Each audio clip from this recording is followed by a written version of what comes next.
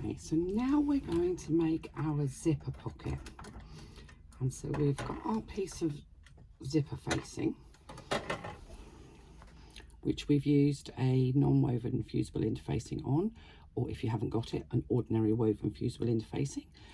And on the reverse, so on the wrong side, what I've done is I've drawn a line centrally from one short end to the other. So that's 1 inch in from either of the sides, because it's 2 inches high. I've then done another line 1/8 of an inch above and 1/8 of an inch below. So I now have 3 lines. I've done a line at each end that is 3/4 of an inch away from the end of the panel, which has created a rectangle. And I think you can probably see there, I've done a sort of a triangle that goes from the center line to the outer corners. I will admit that I don't always do that triangle, but if you're new to bag making, it's worth doing. That triangle is approximately 3/4 to an inch high. It's not an exact measurement. I haven't measured it, I've just drawn it in. So that's my zipper facing, my piece of number 3 zipper tape with a pull attached, my 2 lining panels. Again, I've frank-infused those, and my exterior panel, my lining panel that I've already put my pocket on. So I'm going to take my facing panel, I'm going to just fold it in half so I can find the center, and I'm going to lay it on to my lining panel so that the top edge of the facing panel sits on the top edge of my pocket, and I'm making that central.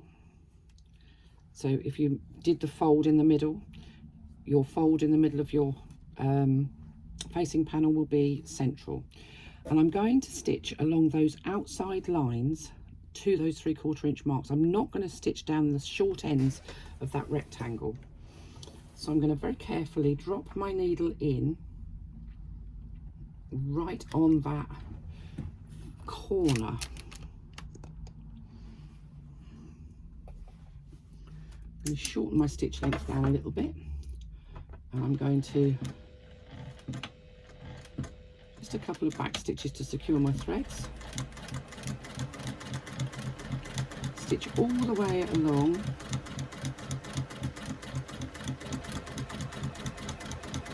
the outside line, not the central line.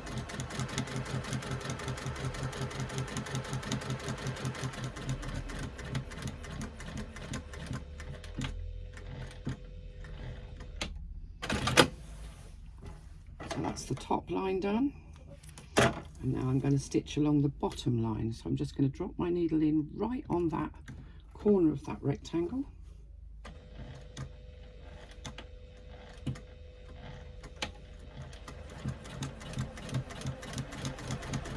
And I'm going to come all the way along.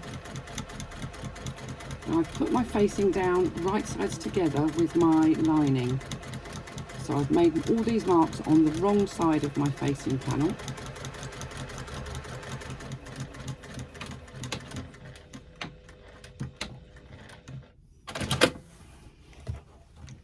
And there you go, you can see, can't see where I've stitched because I'm using a lighter colour thread, but I've stitched on the bottom line and the top line. And I'm just going to fold that in half, and I'm going to make a small snip on that central, on the central line, enough just to be able to get my scissors in. And I'm going to trim down that central line until I get to the end of my triangle. And then I'm going to go out to the corner of my rectangle, being really careful not to trim into my stitching. And I'm not going to go outside of that rectangle. I'm going to go back the other way, down that central line. When I get to my triangle, I'm coming out on both sides. And what you'll end up with is, let's just see if I can push that up with my finger, a little, actually you can't see it, a little triangle there cut out at the end. So I'm now going to need my pressing mat.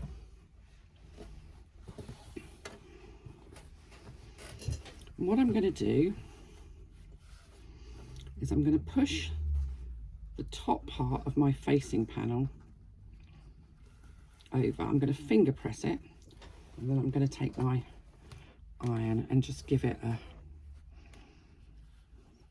press.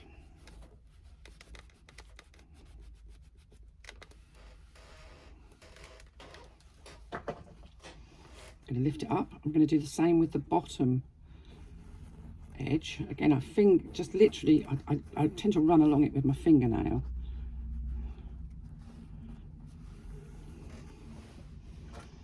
With the point of my iron,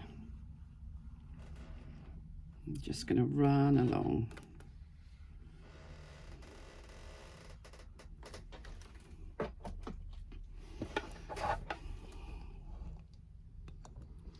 Right, now I'm going to take the ends, the short ends of my facing panel, and I'm going to pull them through that hole. The same on both ends.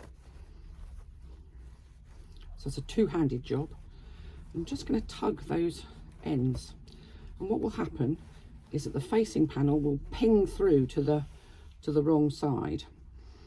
And where you've pressed it, you should be able to neatly fold that facing panel to the wrong side.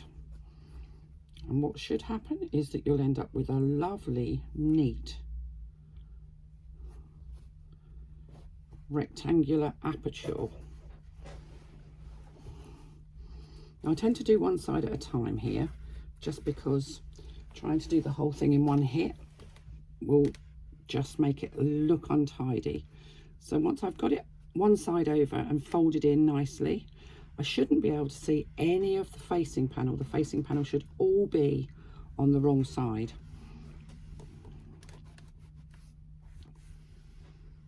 So I'm just doing the top edge. And I think you can see there that the top edge is nice and straight.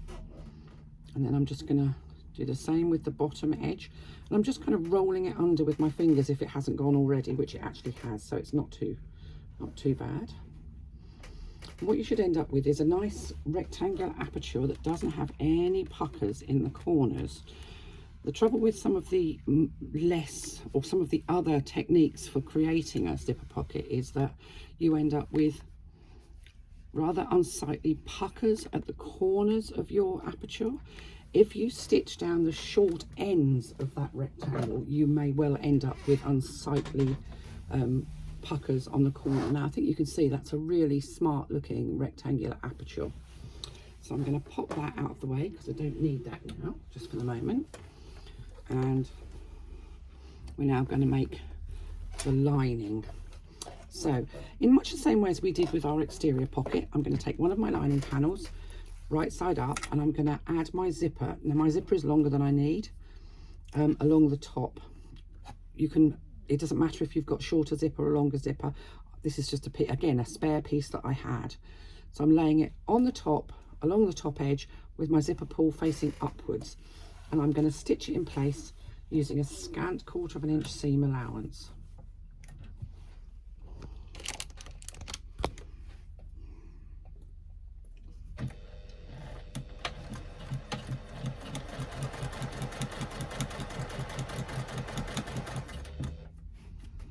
I'm just going to move my zipper pull out of the way so that it doesn't knock my stitching out of kilter.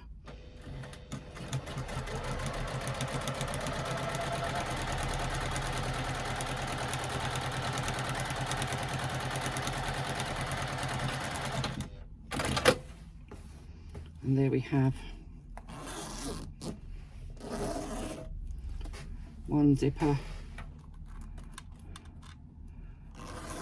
And do you know what I've done? I've put that on the wrong way around. My zipper pull should have been going the other, my zipper should be going the other way, but I'm not going to worry about it.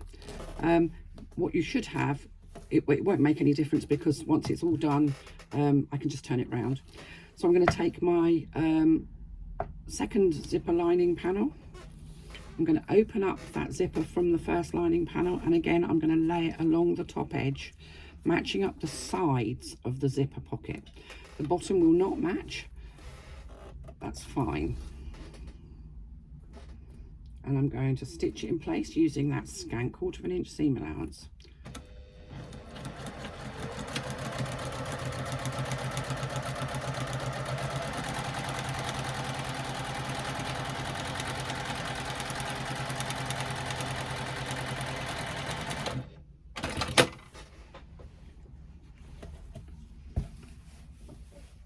I'm pressing that again. I'm going to open up those 2 panels, and I am going to press the seam allowances open.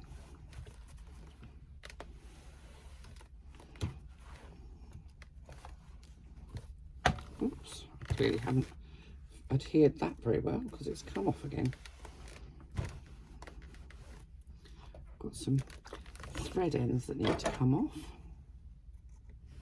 So I'm going to turn that over, because in exactly the same way as we did before, I want to make sure that I haven't got any puckers inside of my pocket.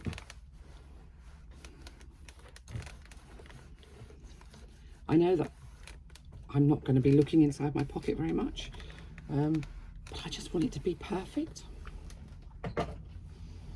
So there we have our 2 zipper panels, our 2 zipper lining panels joined together. Now I can open and close my zipper, everything is good, and I want my zipper closing to the right, to the left rather. I did the actual construction the wrong way around, but it doesn't make any difference, because at the end of the day, as long as the 2 lining panels are attached, you can just turn it round. So that's all sorted. I'm going to take my lining panel with that aperture that we created, and I'm going to lay it over the top of the zipper. And again, I don't like to have masses and masses of zipper tape showing. I just want the zipper to be visible. So our lining panels, the pocket lining panels, are wrong side up, but the zipper is right side up. Once I've got my zipper positioned where I think I need it, I'm going to have long threads at the beginning and the end in exactly the same way as we did before, because I'm going to bury my threads. It's a bit too long, and I'm going to stitch all the way around the outside of my zipper aperture. Now some people like to put a little bit of glue or double-sided tape on the edges of the zipper to hold it in place. I don't. I just literally put it in place and then stitch. So I'm not going to back stitch, because I'm going to bury my threads, and I'm going to stitch around my zipper using an 1/8 inch seam allowance. Now if you want to use a zipper foot, please feel free to do so. Again, I don't change my foot. Very rarely do I put my zipper foot on. I find I can stitch just as well using this Teflon foot, and this foot is a scant 1/4 inch foot, so it's not a big wide foot. I know some machines have these great big chunky wide feet, and that makes it quite difficult to stitch a zipper at an 1/8 inch. So you may then, if you have one of those big old feet, you may need to put your zipper foot on. I tend to go down the path of least resistance. I don't want to be changing my feet every 5 minutes, so I don't. I'm coming down the other side of my zipper, and I just need, my zipper pulls disappeared behind the aperture, so I'm just going to poke it through, because I want to move the zipper head out of the way. So I've got my needles left in, and I'm just going to wobble that zipper so that it's out of the way, so that I'm not bumping into it, because I'll get a wobbly line of stitching. And whilst this is inside of the bag, so it's probably nobody's going to see it, I will know it's there.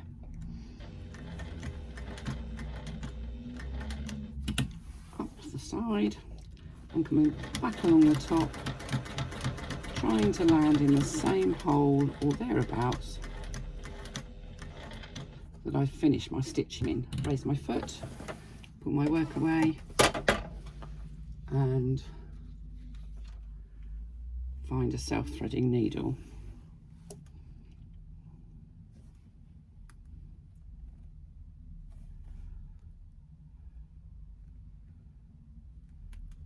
And I'm going to go back in through the first hole that I made.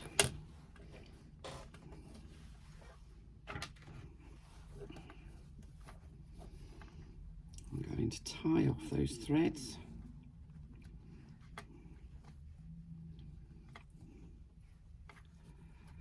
And I know it's a little detail and it's inside of your bag, so nobody would really notice it. But you'll know it's done properly, and you'll know it's done tidily. I'm just going to use a little tiny bit of glue just to make sure that those tiny thread ends don't kind of impede in my zipper. So there we go. Now I'm going to pull my top part, so the one that's on sitting over the curve, down over the bottom part. And again, you can see one side is longer than the other, so I'm going to trim off the excess so that they're both the same length. But now we're going to do something slightly different than we did before. We are going to press the bottom edge of our pockets over.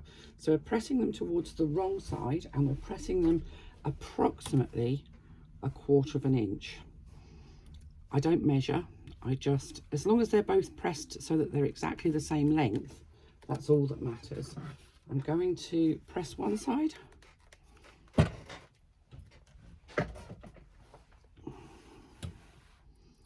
I'm using my clapper.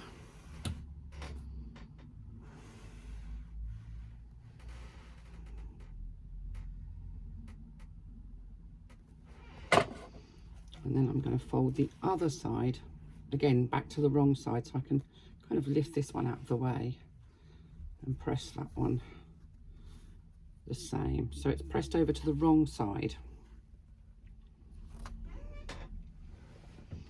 So it's approximately 1/4 of an inch. If it's a little bit more, doesn't matter. A little bit less, doesn't matter.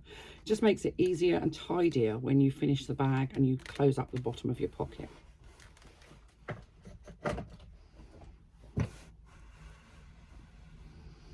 And what you should end up with is 2 zipper pocket linings that are exactly the same length, with a nice crisp fold at the bottom of each, and the folds should match. So the proof of the pudding, look at that, perfect. We like it when it works, don't we? So I'm going to turn the whole panel over again, and in the same way as we did with our exterior, I'm just going to pull the side back, and you can see there the side of the lining, the side of my facing, and I'm going to stitch down the side. We're not going to stitch along the bottom. I'm going to stitch down the side of the pocket linings using a 1/4 inch seam allowance. Try and make sure as you stitch that those folds that you made at the bottom, sometimes these catch on the side of your machine and come unfolded, so just keep your finger on them to make sure they don't get unfolded as you stitch. And then trim off that corner. That isn't in the pattern, but it is something that I usually do. Just trim off the corner on the outside. You're going to do exactly the same on the other side, so pull back the main panel and stitch down the side of your pocket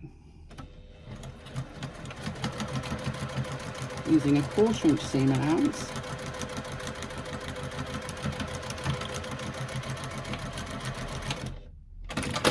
You can trim off any excess zipper tape and take that corner off. Got a bit of excess zipper tape here, so we can get rid of that. Oh, it's flying everywhere. And that is, look at that. Is that not the most beautiful pocket? And what I love about it is that you can see the zipper teeth, but you cannot see miles and miles of zipper tape. They look, for me, there's nothing more unattractive than a big lump of zipper tape showing. It should be just the zipper teeth. I think that looks so much tidier. So I will come back in a second and we will put our magnetic fastener in.